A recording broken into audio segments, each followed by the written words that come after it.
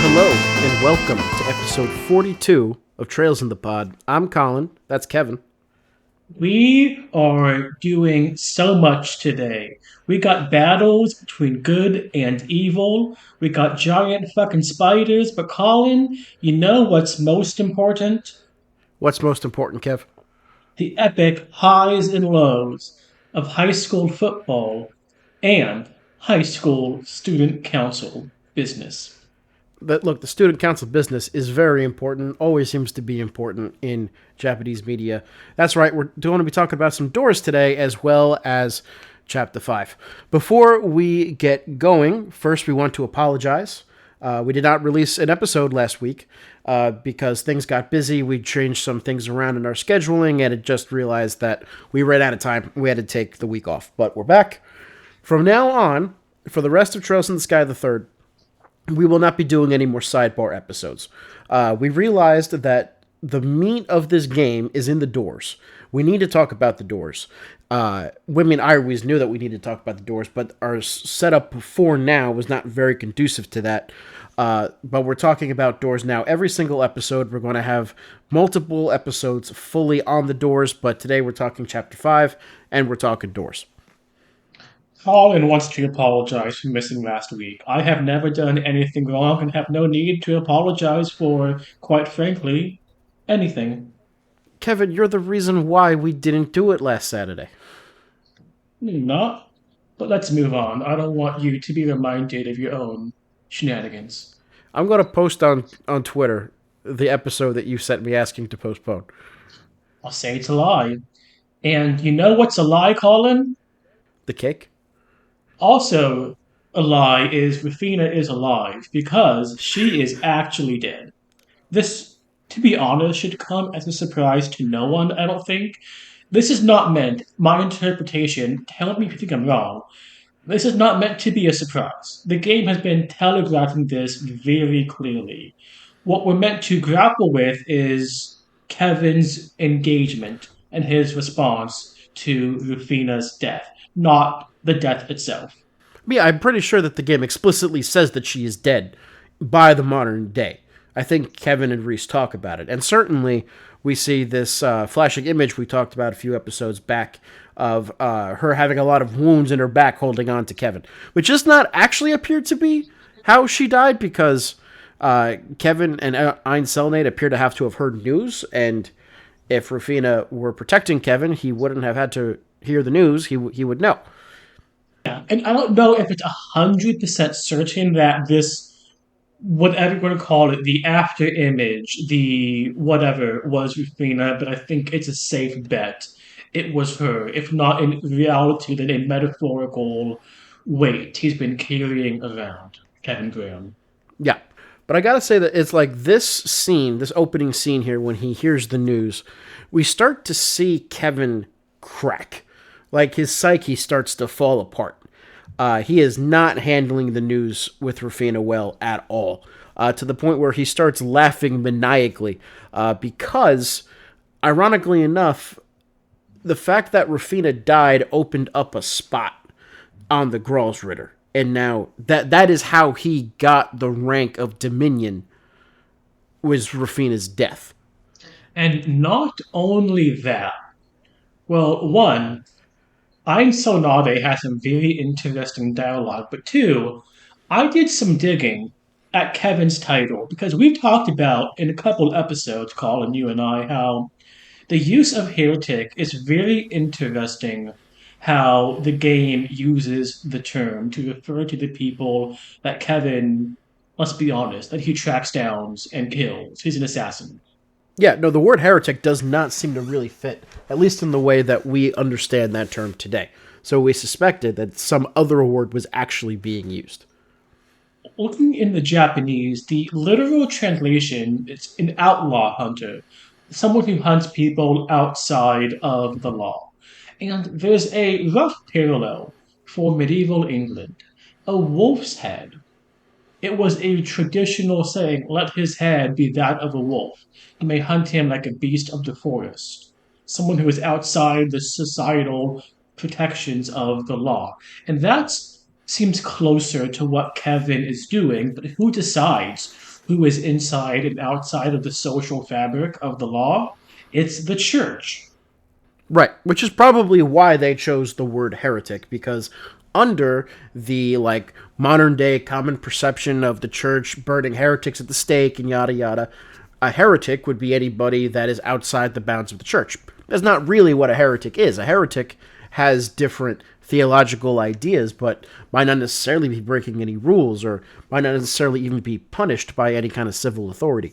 Here, we see that the church is able to exercise the power of branding life or death across the entirety of Zemuria, because we know that the Gralsritter are basically operate without borders. We've seen that a couple of times in this game alone, right? In the beginning of the game, we're on a yacht on top of Erebonia. We've also seen Kevin operate in Liberl. And at the end of this cutscene, he says, "Give me all the jobs you got. Give me the hardest jobs." He goes across the continent of Zemuria, and Heretic Hunter sounds a lot more badass and fearsome than Outlaw Hunter. Oh, it does. The alliteration alone just makes it a nicer fit in English. Let's talk about Kevin's mental unraveling, because it's really interesting. He says he wants to die. He asks Sonate to die. And Sonate, the commander, she refuses, but not because she's like, oh, you have so much to live for, or we can't lose you too. She's not caring. She's not gentle with him. No. And it's interesting thinking about it. I don't think Kevin would have reacted well to a pity party there. Like, I don't think that he would have reacted well to, like, somebody giving him a hug and telling him it was going to be okay. The only way to get him to change his mind on the death question, on his death question, would be to slap the shit out of him and bring him back to reality, which is rhetorically what Ein Selnate has done by appealing to his sense of duty and obligation to the church and to Rufina's memory. She says, you offered your soul and body and blood.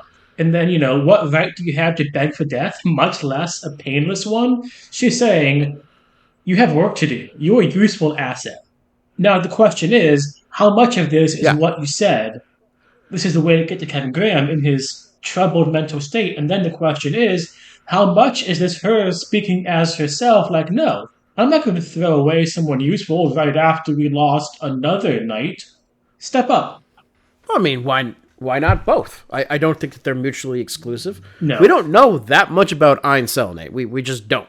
So it's hard to really make a distinction when it comes to her. No, it's so much as we have a brief short story on a fictionalized version of herself. And this is what, the second, third time we've seen her in either game? Any of the games? Yes, I mean we read the book in FC.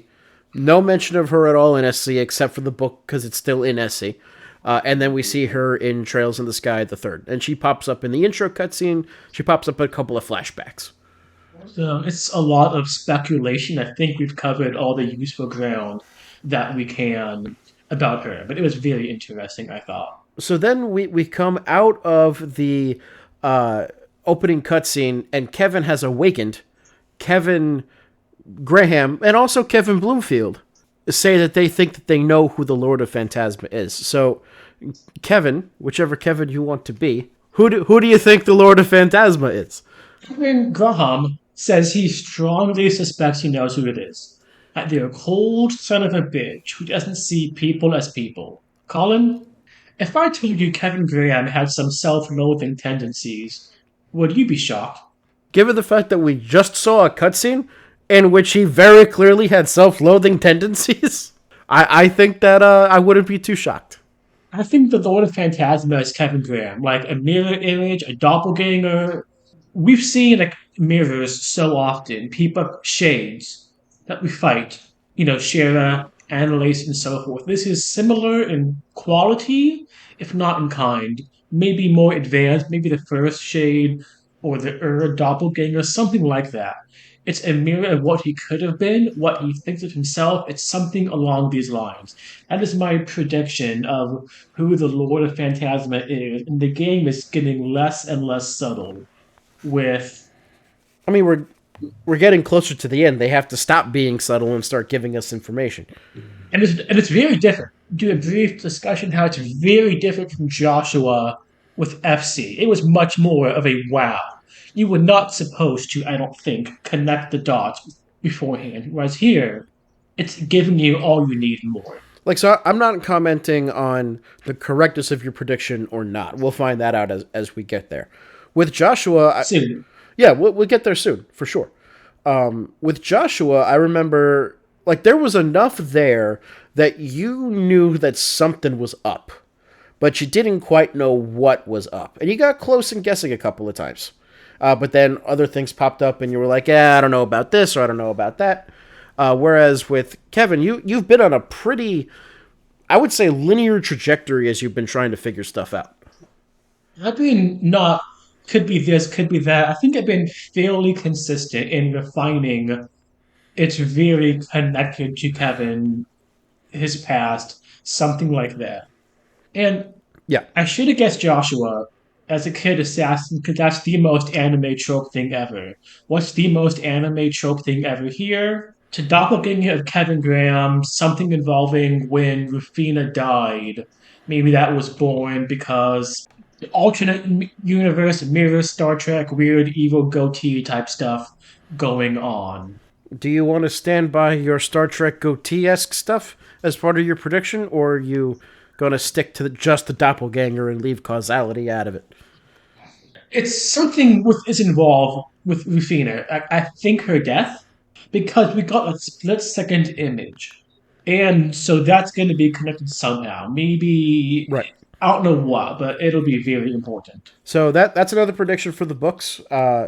You guys, some of you know, some of you don't know. Let us know what your thoughts are on Kevin's prediction. I'll tell Kevin if there's spoilers in the Twitter mentions or not. At this point, yes. So Kevin's actually not joining us in this chapter because he starts to feel. I think this is the chapter right where he's not a party member because the stigma has knocked him out.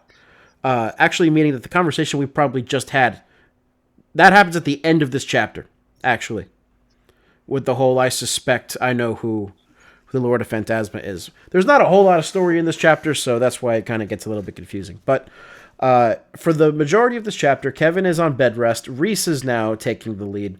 And just like how last chapter, Joshua was the one who was a mandatory party member with Kevin, now Estelle is a party member with Reese. Almost as if the protagonists of the old games are passing the baton to the protagonists of this game.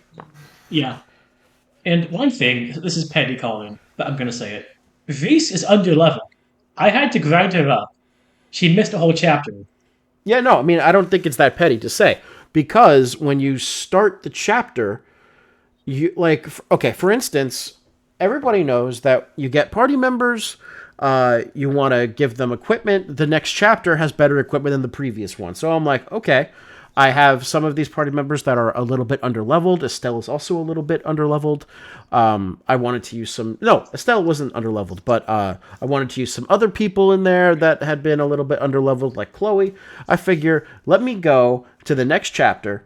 That way I can just buy the newest equipment without wasting my money on slightly suboptimal stuff.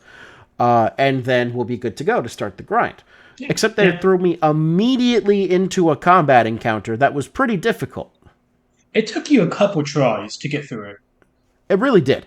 I really did. And part of it was bad luck. Part of it is the fact that I'm playing on hard, but also part of it is the fact that the party members that you rely on to do shit either are underleveled or in the case of Estelle, kind of suck in this game.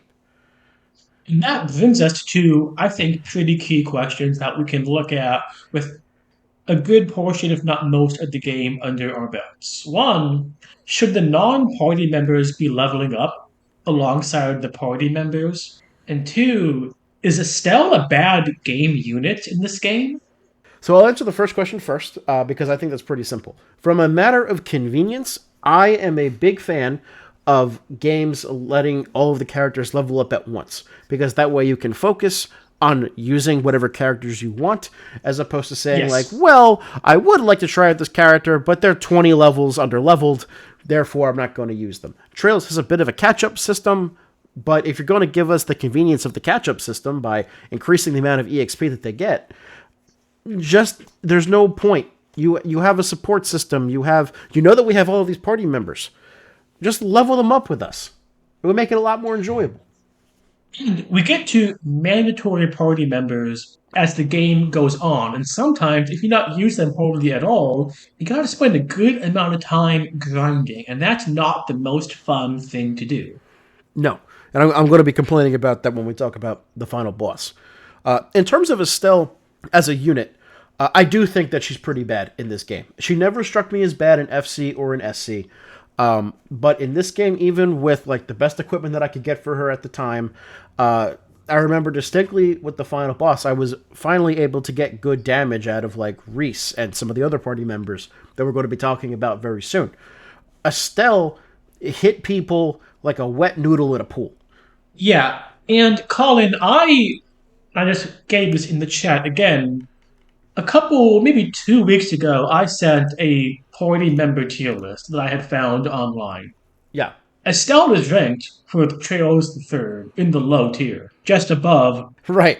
Which is, of course, Josette. But at least Josette has a good support ability.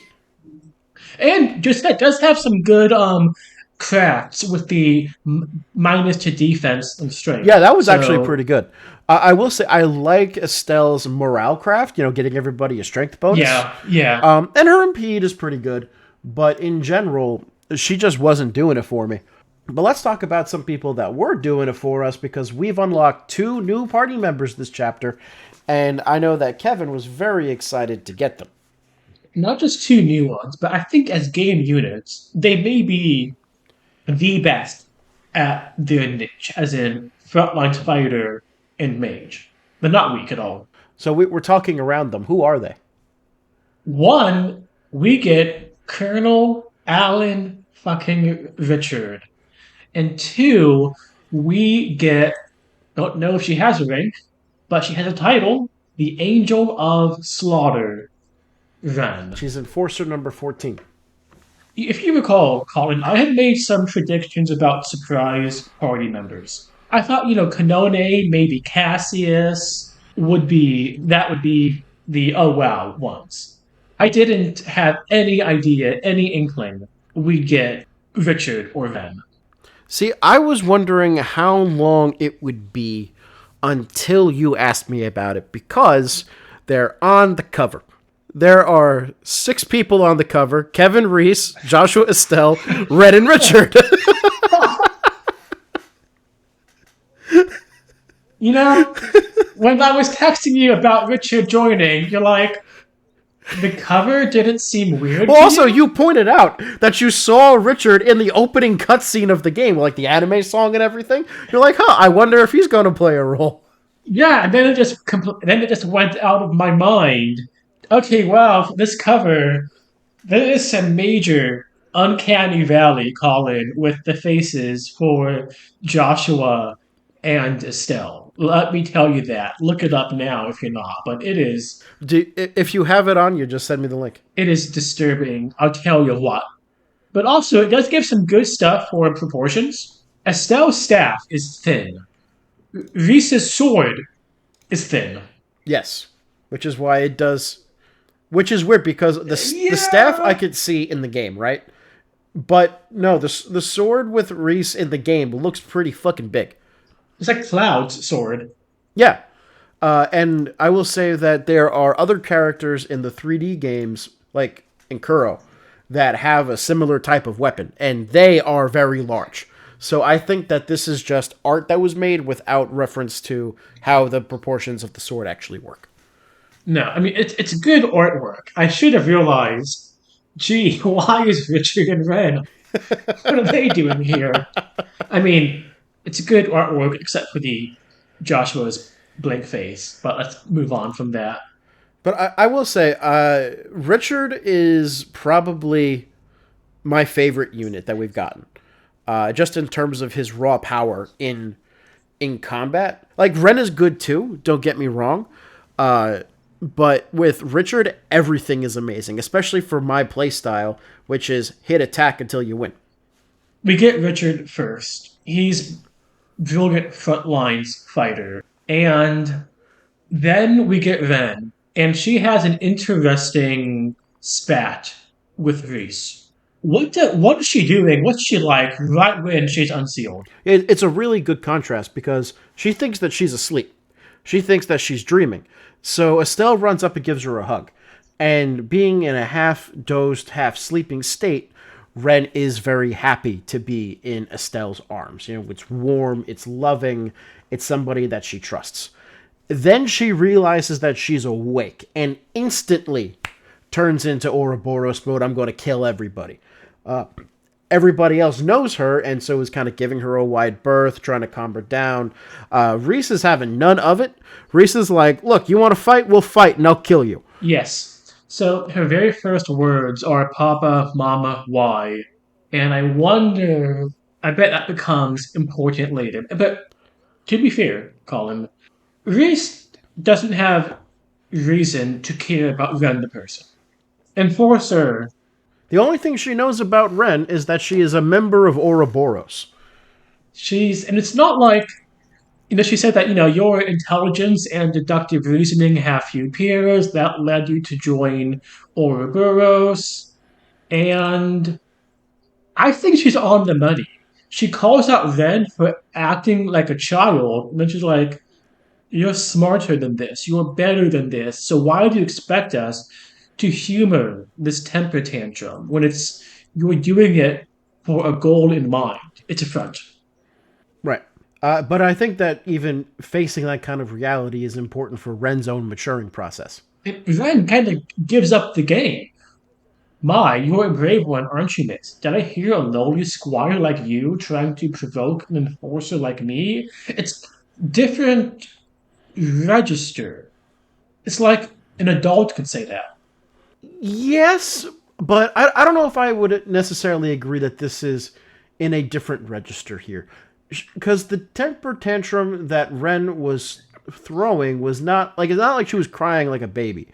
She was threatening to kill everybody if they took another step closer. So this is part of the same thing, which is, oh, you're going to step up to me.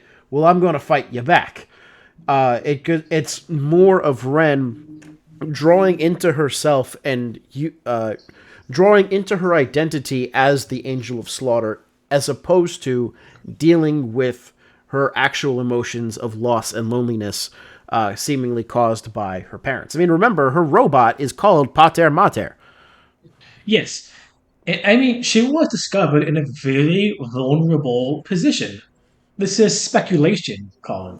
But I bet if it was other people who had stumbled upon that, she would have killed them without hesitation for seeing her in that kind of position. It's speculation, but, I think that's probably on the money. At the very least, that's the kind of behavior that she would want us to think that she would do. Yes. But it gets diffused by Tita, who steps in, says that, Ren, you're putting on a front. But then, okay, we know my thoughts on Ren as her actions and culpability and all that. You've already realized that Ren's not actually a bad person. It doesn't matter if she's from Uruburos. Colin, I have a question for you. What is Ren's title? Angel of Slaughter? Just gonna leave that out there. I definitely think that Tita and Estelle are a bit too quick to, like, adopt Ren as one of their own, and to treat them. Now, to be fair, Estelle and Joshua have been trying to track Ren down for, like, months, right? That's what they were doing before they got transported to Phantasma. And I think that's mostly what Tita is talking about. And then everybody else sees her relationship with Ren, therefore knowing that she is reformed now, I guess. Although, we'll talk about this when we get to the door. It is not at all clear that Tita actually knows that Ren has reformed, because she has not reformed yet. She hasn't reformed as of this moment. She hasn't reformed in Tita's door. And Tita has to be aware of that, of the fact that she might have to fight Ren. But we'll talk about that when we get there. There's one last thing in chapter 5 I want to talk about, which is a bit negative. Do you have anything else you want to talk about before we talk about the final boss? I thought the level design was good, broken up into segments. It's more of that weird interstitial, now that's a $5 word for you, lane that we've encountered a number of times before, but it just feels different each time with the colors, the music. They do a really good job, I think, in general, of making something that's the same, just a maze almost, but it feels different. Literally the same. It's not even a maze. It's linear hallways with chests in them, right? And I kind of like them. It's like a break from the bigger exploration stuff. It's quick and easy to do. I got no problem with that. The problem that I have is this final boss. And you went in forearmed with what I told you who to hit, who to avoid. And it was still, Exactly. I knew I knew the strategies, and it's not like I felt no. like I was under leveled at this point. It's not like when I was killing enemies that I was getting a good amount of experience on my people. Like I had good levels. Uh, so this boss fight has 3 spiders. You have to kill them all. You have to save one specific one for last, because when that spider dies, it'll turn into a bigger spider that has pretty powerful attacks. And one of those attacks will do things like suck up all of the life in your character's health pool and kill them instantly if they are not at a certain level, which apparently was not at the level that I was at. Even though I believe, Kevin, you got to the same level and managed to beat it at that point on Nightmare mode, no less. I think you're playing it on Nightmare. I'm playing it on Hard. Look, there's a possibility I was doing something wrong, but I was going through my quartz. I had Richard and Ren. They were doing great stuff. It was literally just, he's doing 3 of these attacks in a row. I cannot counter that. The only thing that I could do was grind for hours. And so I want to get your opinion on health regen. To me, it's a very dangerous trick to pull because it does something that is the sin of games. It makes your efforts feel You useless. mean when bosses heal themselves? When bosses, when if normal enemies, whatever, but when bosses heal themselves, especially after attacking you, it feels it feels more unfair than most anything else they can do.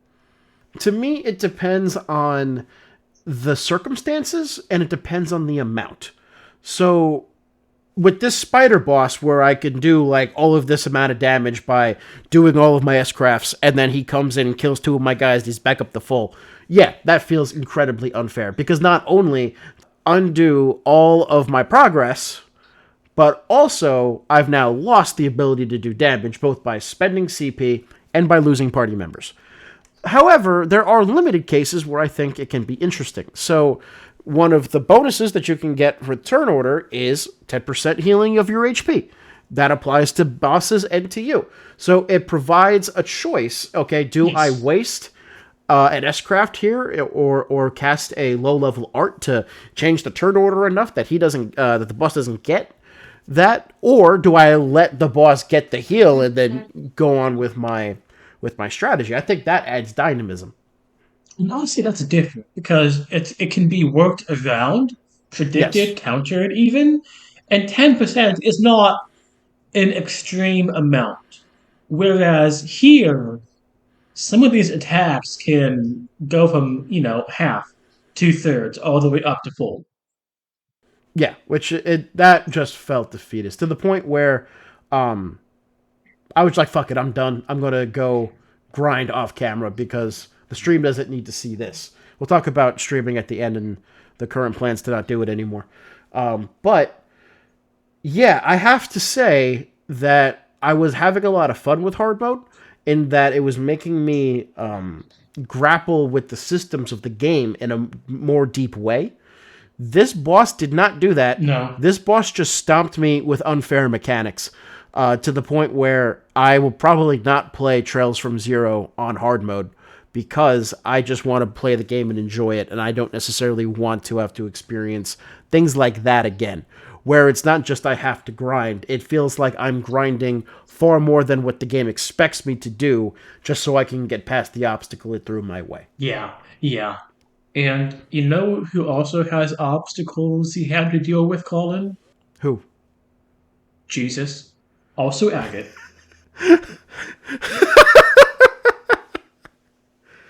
Oh, dear Lord, forgive us for taking thy name in vain. And by that, of course, we're talking about Agate. Jesus did face a lot of Yes. difficulties. Well, no, Agate is. I So feel so this bad for Agate because he does nothing wrong. He does nothing wrong. no. All he's doing, he's looking after his little sister, basically. He does nothing wrong. His punishment for doing nothing wrong is Erica Russell. Yeah, it's Tita's mom saying, "I'm going to murder you." And some of the artwork, like her facial expressions, Yeah. are top notch. Okay. So here's something that just came to my mind, though, and I want to get your thoughts on it. So, okay, this is the second part of Moon Door 1. Agate has come to Zeiss. Erica Russell wants to meet Agate, show him what's on her mind. Yeah. And the way that she accomplishes this is she goes to the guild hall and makes a job listing for Agate specifically to help test out the Orbital Gear project. Which on its face, that seems reasonable for a bracer.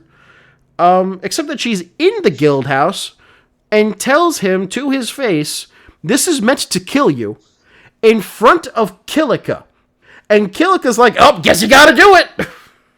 I mean, we've talked about can the guild decline jobs in the more serious conversation in SC with about that wayward academy person with the marriage. Yeah.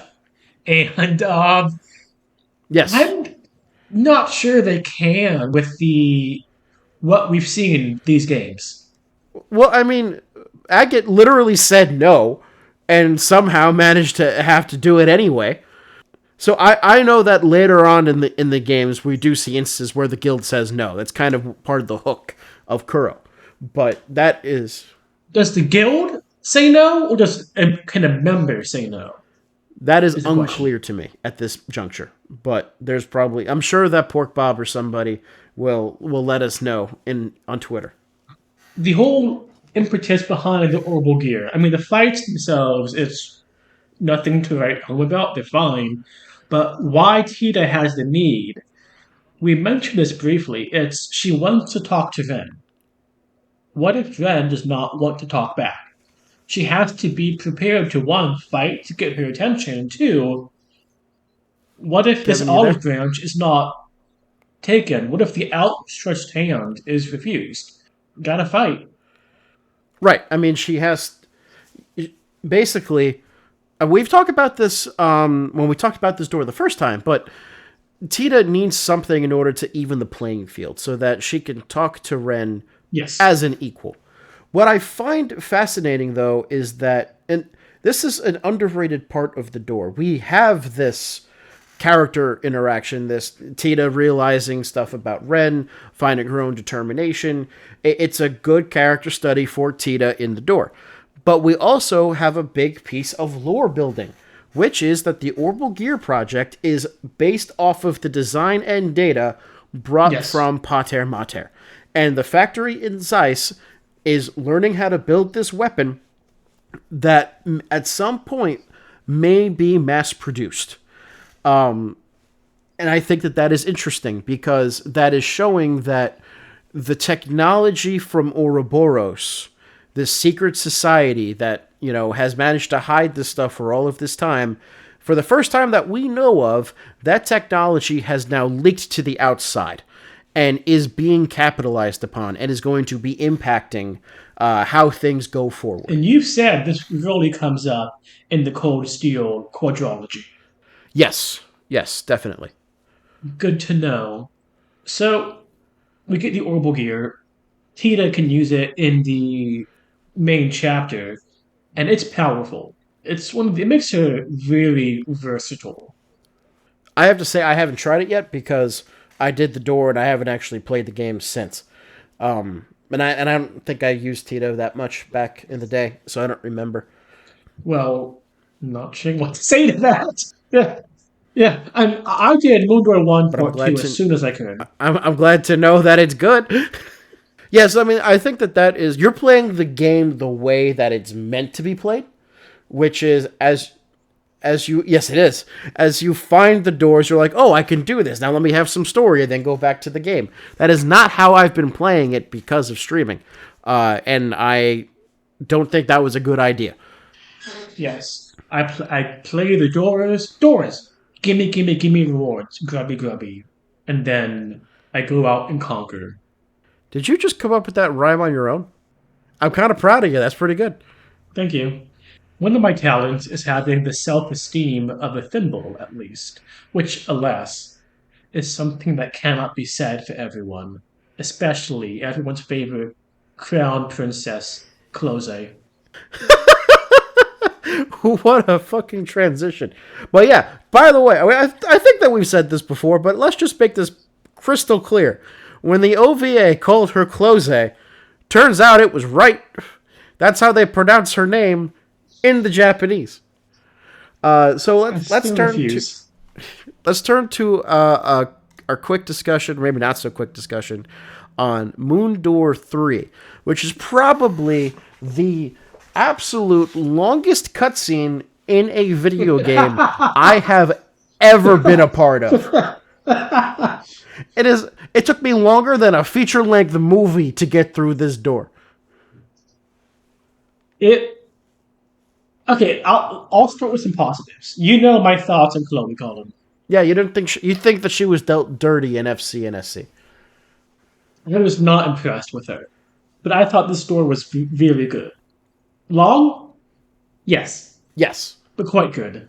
We get into her interior. We see Kloe, um, whatever her last name is. Auslese. So, okay, the point of this door is that it shows us when Kloe is entering the academy. Yeah, she's going there. The airship crashes. She's surrounded in the woods. Her and the others, they devolve into ritual cannibal. Oh, my bad. It's something else. It's her. I was wondering what the fuck you were talking about. It's her early days at Jenna's Academy, but there was one person who was at the forefront, who was her mirror, her foil, who was also very important in the door. And his name's Lecter. Lecter Arundel. Yeah. This is the first that we see of him. We don't see him in FCSC. Clearly very important to Kloe, but has left the academy by the time that we got there. So we didn't encounter him before. He's pretty stereotypical in this store. He's the student council president that everybody has to force to do their job, yet somehow still manages to stay in office. One, how did he get the job? He's not even a liberal citizen. No, so what I find interesting is that there seems to be a trope at times, and I think it's mentioned for Lecter himself, that they put him in this position of leadership in order to teach him responsibility, and also at the same time they are mad at him for not doing the responsibility that he did not want to do in the first place. Oh, and what about all the people who are not having good days because of he has a big platform now to be irresponsible? Do they get to have any say in this? Or is it like, nah, sucks to suck? I mean, we don't really know what the election process looks like, to be honest. Or the impact, his impact.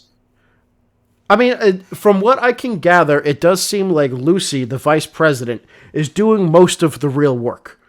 So at least she's keeping the gears of government spinning.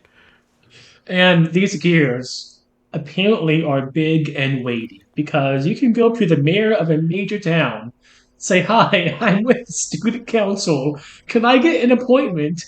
And people will give you one. And it's not like Chloe's like, hi, remember me? I'm the heir to the Liberlian throne. I am the princess. Can I please talk to the mayor? She's like, hi, I'm Kloe, a student. By the way, not part of the student council. She was sent there by the student council because they couldn't find Lecter. Because you know what Lecter was doing? Gambling. which again, which is something that clearly the municipal government needs to one be aware of, and two have opinions on. Like, here's my question for you, and maybe it's not the case, but in the United States, I'm pretty sure it's illegal to gamble up until, like, you have to be a certain age to gamble. Yeah, yeah. It's a casino in my hometown. Right. Lecter is not of age in any way, shape, or form. Are we sure? He's in high school, my dude. I thought it was more like a college type thing.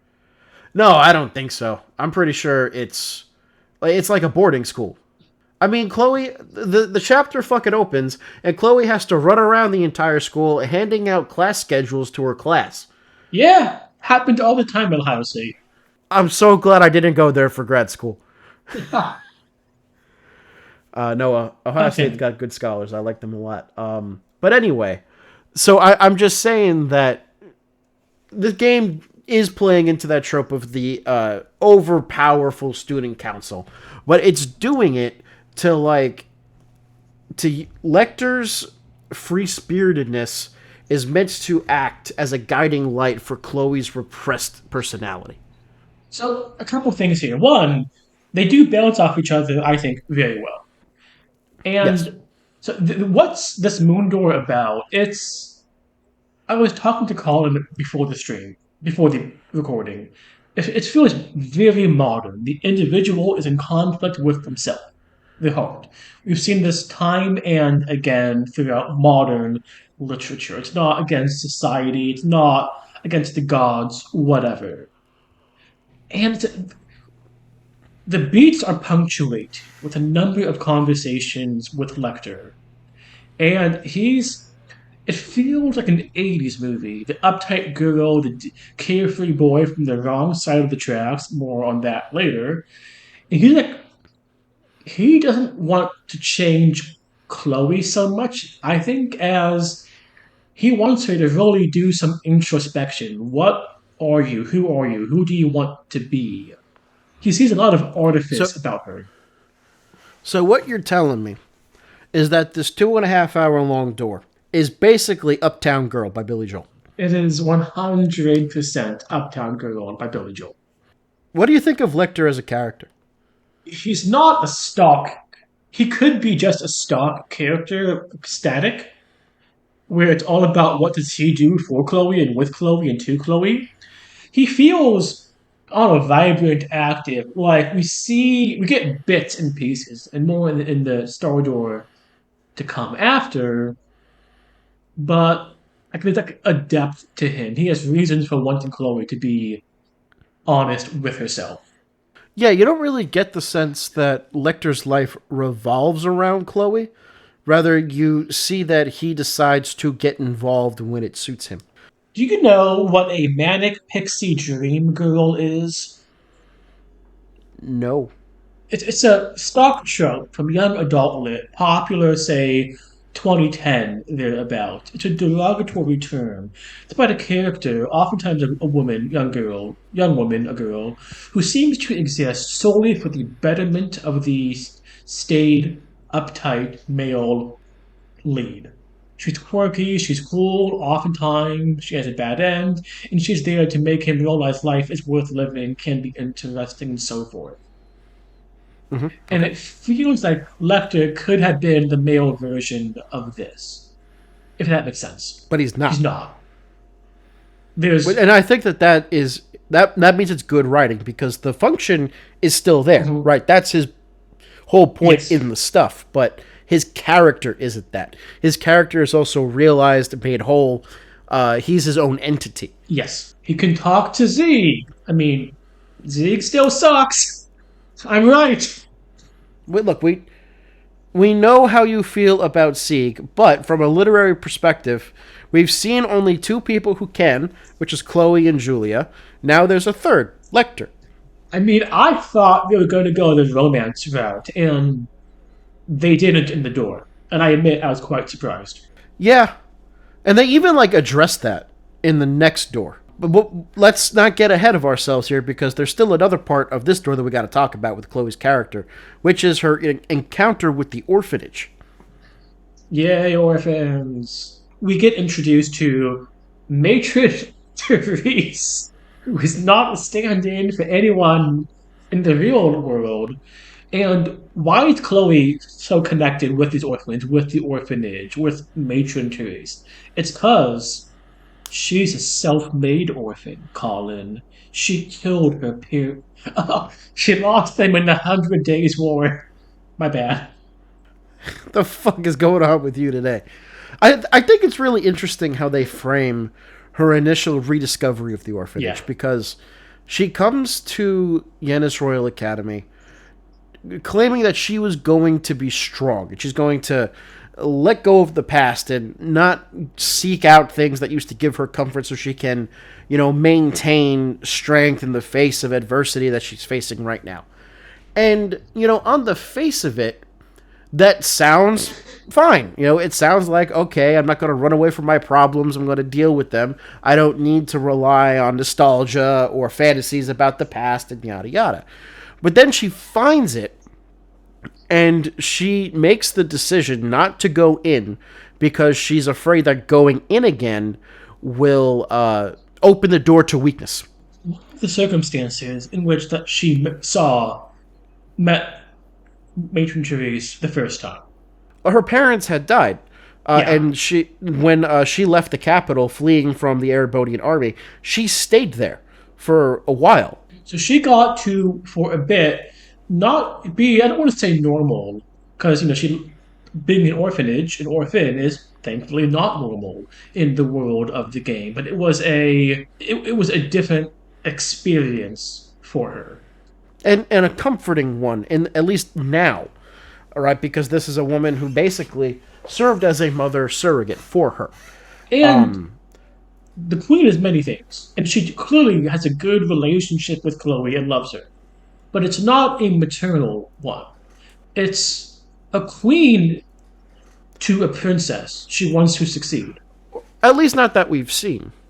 I mean, I don't know if I would necessarily say that there's nothing maternal there. I think that there is, but at the time that Chloe was at the orphanage, the queen was not there. The queen was being a queen. Kloe was the one who had to flee for her safety. And Matron Therese was only being a mother. She was not also being a queen and other stuff. So it is. I would say it's definitely more of a maternal relationship.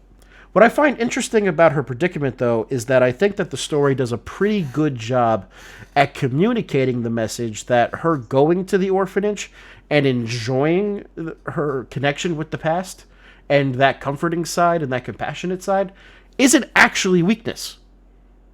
It's not voluntarism, if you know what I mean.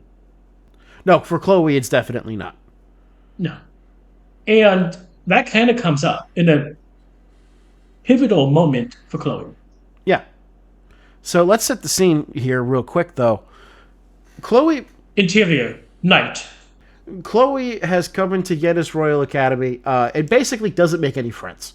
She remains closed off because she wants to be strong, and that includes, like, barely talking to her roommate. She's polite, but Jill complains on multiple different occasions that she's closed off, that she doesn't engage. We know from FC and SC that eventually they become very good friends. At this point in the narrative, they haven't. And so Chloe's interactions with the orphanage and then being caught by Jill and the conflict that ensues because of that ultimately serves to bring these two people closer together, and it forces Chloe to open up and, I would say, become an authentic person. She projected an image of herself like she was doing in Grand Cell. She did the same thing in her early time in the academy. An image, a facet. It was not the real her. She wasn't growing, just being the same in a different setting. So Yeah. Jill is talking about this, and then Jill says, "Well, your answer is such a good girl answer, spending your days off helping the poor little orphans and all."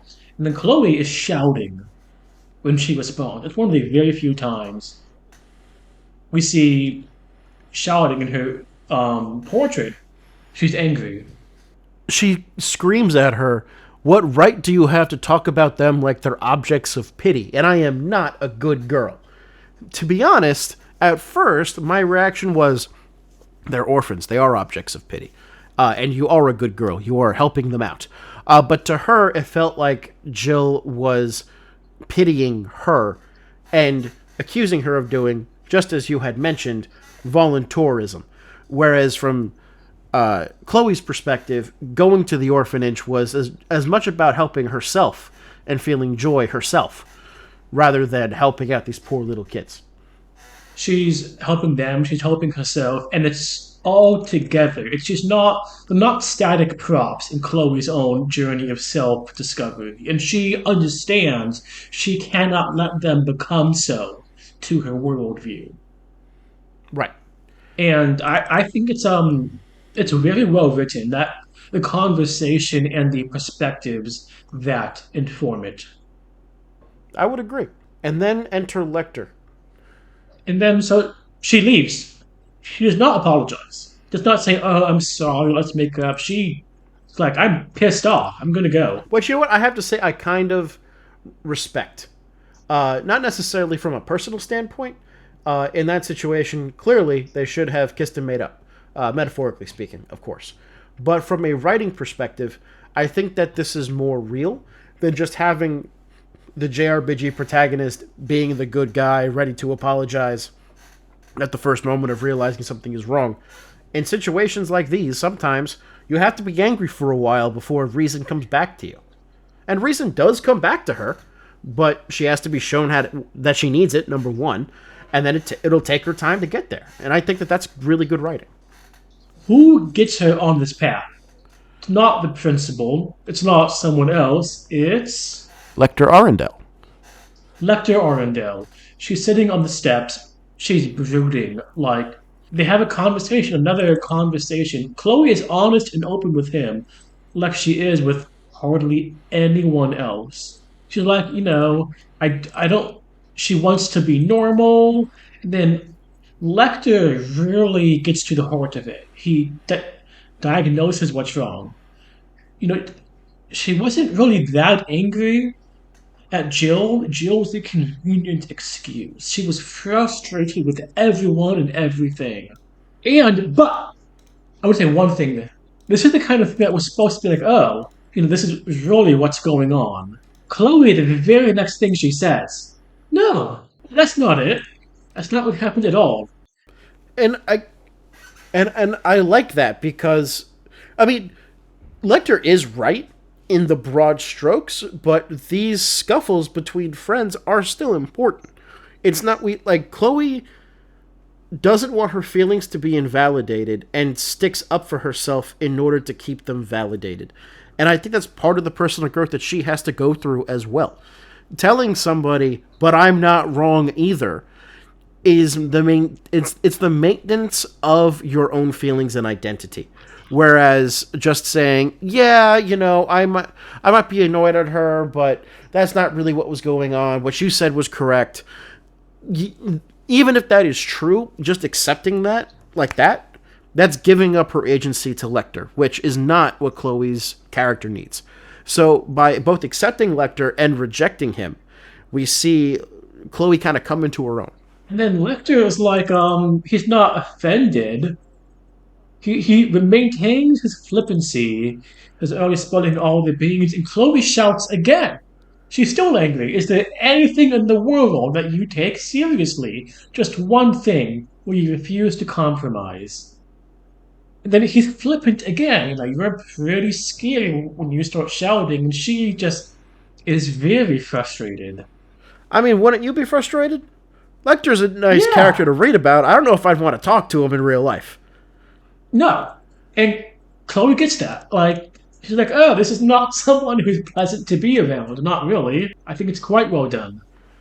And I like the ending to this door, not just because thank God it's done and I can go to bed, but Well, but also I think that having Jill come up to Chloe at the orphanage, and then Chloe brings her in, makes her tea, shows her this world that she's been a part of. It's a fitting way for Kloe to maintain her identity, maintain who she is. But it also shows her inner goodness. She's just bringing somebody else in to this treasure that she has. And that's the way that Kloe builds the first real significant friendship that we've seen her have. And we know that's important. And it's by her being true to herself. It's by her not backing down on what really matters. Not saying, "Oh, Jill, you're right," or something of that nature. It's Jill is the one entering and accepting her world. Yeah. And you know who also enters different worlds, Colin? Who? Kevin, who? Gilead Osborne. So, Star Door 8 is one that we wanted to talk about after Moon Door 3 because Moon Door 3 introduces the character of Lecter, and Star Door 8 then builds upon that character building because it is said at the end of Moon Door 3 that Lecter disappeared from Yennis Royal Academy. He shows up at the end of the year for the play to fuck something up, but then he disappears again. Nobody knows where he is until Star Door 8. The setup of this is that Olivier and Mueller, they're about to go back to the Empire. Their stay in Liberl is done. They go to the Queen to thank her for her hospitality, and because of the closer ties between the Queen and Olivier, and Cassius and all of that, the Queen is allowing Olivier to take the Arcee back to Erebonia as like a gesture of goodwill. But... which is like, what the fuck? I mean... I don't know if it's giving... I guess it is kind of giving it to Olivier, which is a little bit what the fuck. I don't know if that's actually what happened, but either way, having, like... I don't know, if we had a royal dignitary, and we're like, here, you can take Air Force One back. Assuming that we get Air Force One back to us, I don't necessarily mind that so much. No, it's like, here, go take the next generation technology against a country that, one, almost conquered us 12 years ago, kind of tried to 30 days ago. Yeah. And, yeah, by the way, you're a prince. Like a couple of months ago. But to be fair, but also Olivier was instrumental in diffusing that conflict, as a lot of the conversation that's about to happen alludes to. As Olivier is meeting with the Queen, Chancellor Osborne, the blood and iron Chancellor of Erebonia, just walks in the door to greet the Queen and Cassius Bright. So it's played up more for drama. I mean, in the real world, you wouldn't, like, Biden would not just march into the Kremlin with no notice. No, but I think that that's part of, like, the shock value that they weren't expecting Bismarck to just walk into the hall. And I think this is our very first on-screen with him. Correct. We've heard tell of him in SC. His name has popped up. But this is the first time that we see him in the flesh. With some really bad 2D art, by the way. His face looks way too square. Gilead Osborne, he is the blood and iron chancellor. His whole thing is not people hate him because he's an absolutist. Because he hates modernity, wants the nobles to get back in power. Not in the slightest. No, he and Olivier have a very in-depth conversation about how the feudal structures of Erebonia are holding the place back, that the nobles are the big problem. Both Olivier and Osborne agree on that. They agree on the need for reform.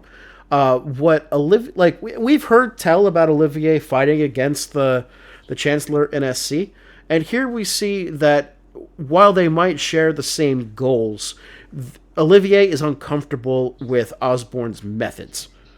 And we'll see more of the methods as the series goes on, but at least in this scene, it's described as very direct, brutal at times, very authoritarian. He's almost like an enlightened despot. Yes. Stirs up trouble as a pretext to annex. He says annex can be such an ugly word.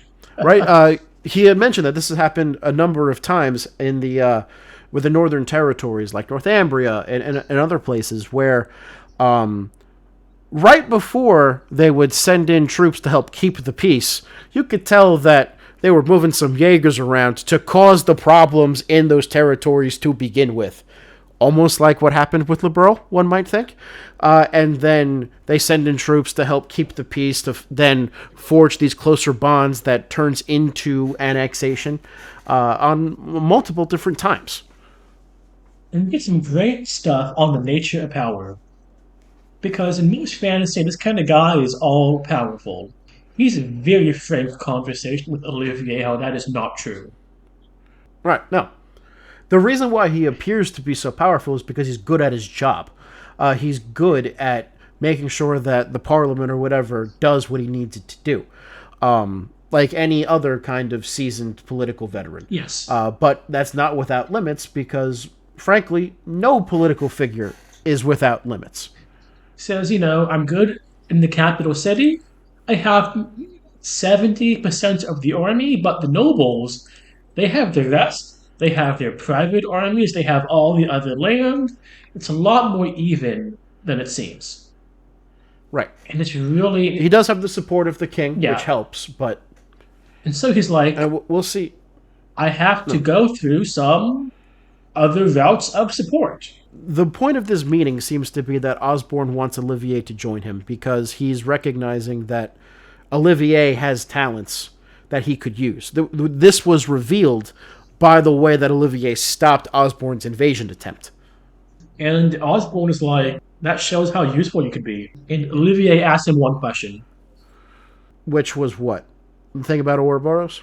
Yeah, so he asks him, were you working with Ouroboros? And Osborne's like, I wasn't not working with Ouroboros. I use every tool in the arsenal. I'm not saying no. Right. I mean, he doesn't say it quite that flippantly, but he does say, I will use every tool at my disposal, which is basically the realist catchphrase of the week, right? Why not arm the Mujahideen? Is that how you pronounce it? Why not arm Osama bin Laden to fight against the Soviets when we're fighting against the Soviets? At the time, seemed like a good idea. 20 years later, not so much of a good idea. Okay, we didn't arm the Mujahideen. We armed anti-Soviet forces who lost the power struggle to what would become the Taliban in the 1990s. They were armed by the Pakistani Internal Security. So basically, I'm wrong and don't know what I'm talking about. It's more nuanced than that. But yes. Uh-huh. No, I mean, I think that it's interesting that Osborne has the courage of his convictions enough to not deny Ouroboros' involvement, but also to make... You get the sense from there, then, that it's not like he's working for Ouroboros. He's trying to use it to further his vision of Erebonia. Just in the same way that he would like to work with Olivier to forward a common vision of Erebonia. And this is where I think you and I might disagree a little bit, because Olivier says no. While he agrees with his goals, he does not agree with the methods. And I see where Olivier is coming from, but I don't think that you do. So it comes down to, in a sentence, what Olivier says in Essie. They see the same issues. The rot in the country. The militarism. He can't support Osborne because Osborne does not do what's beautiful. Or doesn't like what's beautiful. So it's something like that. And I get it. But Osborne wants lasting change on a country that he does not have as firm control as he projects, as he wants people to think. He has opponents, his tenuous position. He's going to do what he thinks will be better for the long run. Can I make a Mark Twain analogy? Go for it. This podcast is all about us making unrelated analogies that somehow fit. So Mark Twain was talking about the French Revolution. Talk about the 50,000 guillotined in a year. What about those who'd been killed for the 1,000 years before that? Through the slow crushing by the nobility, by the church, by the monarchy. And he understands where they're coming from. I see a lot of that here. It's the nobles created a world where Osborne can come to power and try to do change playing their game. Like, oh, you can't, you have to be better than them to undo the damage they're doing? got to fight with one hand behind your back to preserve this unequal peace that's not even a peace. I'm glad that you brought up this comparison to the French Revolution because, to me, the French Revolution perfectly explains why Olivier is right and why Osborne is wrong. Free love? No, I mean, I think that when Olivier is talking about beauty, he's really talking about justice, slash being just Olivier, but not necessarily meaning physical beauty in that sense. No, with the French Revolution, obviously you have, like, this very oppressive ancien regime, serious structural problems that are stopping society from thriving. Something needs to happen, and so something does happen. And for the first couple of years, you have a pretty steady increase of liberties. The economy is being put back on track. France is rediscovering who they are. They are forging a new identity. And through people like the Marquis de Lafayette, yes, there's some anti-noble feeling. Of course there's going to be, but it's tempered by good nobles that are also fighting for the right cause. Once the king's head gets chopped off, the entire thing turns into a bloodbath to the point where people are afraid of things happening in France happening elsewhere for the next 100 years. You know, there's a reason why Napoleon, even though he stopped the democratic revolution and became a military dictator slash emperor, is still thought of pretty fondly because the excesses of the French Revolution were so vast that a reaction needed to occur to serve as a corrective. But if people didn't give in to their basest instincts, and you stopped at a moderate position that maintained the integrity of society while also fighting for justice and dealing with these structural problems, I think that would have been better. Now, you can ask the genuine question, would that have been possible? And that's a good question and is applicable to this fictional scenario as it's applicable to the French Revolution. But in terms of my sympathies with the character, I'm far more aligned with Olivier's position on it than Osborne's extremist position on it. I get what you're saying, but also you can say Osborne has not been doing this to Erebonia itself. He's not been doing this to the citizens of the country he wants to improve. Well, there is a interesting analysis by Olivier. I believe he's saying this directly to Osborne, where he states that Osborne's goal is to whip everybody up into a frenzy, and to then turn them into soldiers of some sort, I believe is the words are. He definitely is stressing whipping them up into a frenzy, promising them a bunch of different stuff. And Osborne does not say no to that. And I will say I didn't notice that line when I first played this game. I'm noticing it now, and I think it's very interesting that it's there. So yeah. I posted the full quote. Yeah, so the full quote reads, "What you seem to be..." Of course, your picture is in the way somehow. That's great. How do I move you? Okay. "What you seem to be doing is trying to compel Erebonians with the delusive utopia to whip them into an enthusiastic frenzy. No doubt by successfully convincing the people, the old guard will fall into the metaphorical firestorm created, and yet by then the gears will have already begun turning. There will be no satisfying a roused populace with a thirst for revolution. The storm will just keep growing larger and more ravenous, engulfing anything and everything in its wake. You know all this, don't you, Chancellor?" And then he replies, "But of course, after all, that's what I intend to happen. It's the first stage of my reforms." That line is very important for plot reasons, as we'll get to in about 3 years. But also, like, Olivier is basically saying you want to drive Erebonia to the reign of terror, basically. And Osborne says, "Yeah, that's my goal. That's how I'm going to solve this problem." That's stage one. Stage one. That's stage one. And I'm not about it. I'm not about that. Yeah, I see that. But I don't know. He's just so compelling a villain. It's kind of hard to care, to be honest. Are you being taken in by Bismarck's charisma? Yes. I think it's really interesting how they made him a revolutionary. Yeah, they've subverted certain points of Bismarck's biography. I think to make a stronger point or more interesting character.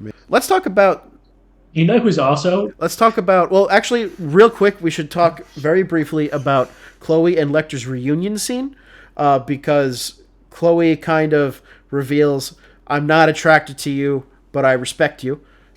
they They don't. fuck. They Oh, don't oh, fuck. yes, They yes. don't fuck. Although I wouldn't be surprised if at one point during school they did. They have some chemistry. But basically, Lecter has been working for Erebonia this whole time, and reveals that to Kloe. Even while he was at the academy, he was working with Gilead Osborne, which is also important to remember. What the fuck was Richard doing, my man? Right, Mr. Intelligence Division. A spy got close to the heir to the Like, throne. literally so close that it changed her life. Let's talk about this final scene. Osborne is playing the role of the common man going to a normal old airship. And people are like, oh my god, it's the Blood and Iron Chancellor! And on the other hand, Olivier zooms by with the Yarse. And he does this kind of, in my opinion, this stunt that he does is meant to mirror Osborne's sudden arrival in the court of Liberl. So the Arce comes up, sidles up upon the airship, and Olivier throws a rose and shoots it, letting all the petals go by, so that people watching outside will see like this. I don't know how you call it, rain shower of rose petals or something like that. And he sends off his wishings of love and splendor and all of this, reinforcing, of course, his Olivier persona even as the prince. But it's another one of these like shock value. It's like shock for shock. Yeah. And right before that, we get Lecter and Osborne talking. Yes. And Lecter's like, you know, you're fun. I'm here with you. I'm your loyal piece. But this piece may not be loyal forever. And Osborne is like, bro, that is not on my radar. He's like, that's cool. I expect at some point you stop being loyal. The question is, will Lecter ever betray Gilead Osborne? That's something that we'll have to keep an eye on. And it's good because sometimes you're like, the leader's like, oh, you betrayed me? Me, the one who was infamous for, betraying Betraying my people? subordinates? He's like, Lecter, I'm not an idiot. So, Right. And I think that also shows another, I don't know how you call, another dimension to Osborne's political genius. You know, part of politics in general, yes, democratic politics, but also operating in an authoritarian system is knowing that today's allies might be tomorrow's enemies and vice versa. And Osborne is prepared for that. and if Lecter betrays him and does damage, then he, Osborne, deserves it for not being strong enough to stop it. Well, Kevin, we've talked for a long time. I think we kind of owe it to our viewers to give them this full-length episode. We did. We got a lot of deep character discussions. Plot wasn't that much plot in chapter 5, but a lot of good character beats here, a lot of good beats in the doors, and next time we'll be bringing to you chapter 6 of Trails in the Sky, the third. TC. Wait, will we? Or are we doing doors? Next week, We have a schedule written down somewhere. we'll be bringing to you either chapter 6 or doors. Before we sign off, I do want to just say I've talked about this on Twitter and I've alluded to it here on the podcast, but listeners will know that I had been streaming this game. My intention was to play the whole thing on stream. And with the way that this podcast releases and with the way that the game is structured and with other... really with other more important obligations in my life, I can't balance it all. And so I've decided to cut the streams because the time stuff, but also I found that while I loved the conversations we were having with the audience, that was the best part for sure. It's the one thing that I'm going to miss from doing it. But I also felt like I was not paying enough attention to the game. Kevin's been doing a lot of heavy lifting these past couple of episodes with his analyses, but I want to be back there with him doing some good stuff. So I'll be paying more attention, and we'll have more episodes like this, where it's far more substantive and, in my opinion, interesting. we're getting into the end game here. I have a feeling it's going to get more and more wild as we get more and more vamped up. And until then, and after then, I'm Kevin. That's Colin. See you next time. Thanks for listening, everybody. Bye bye.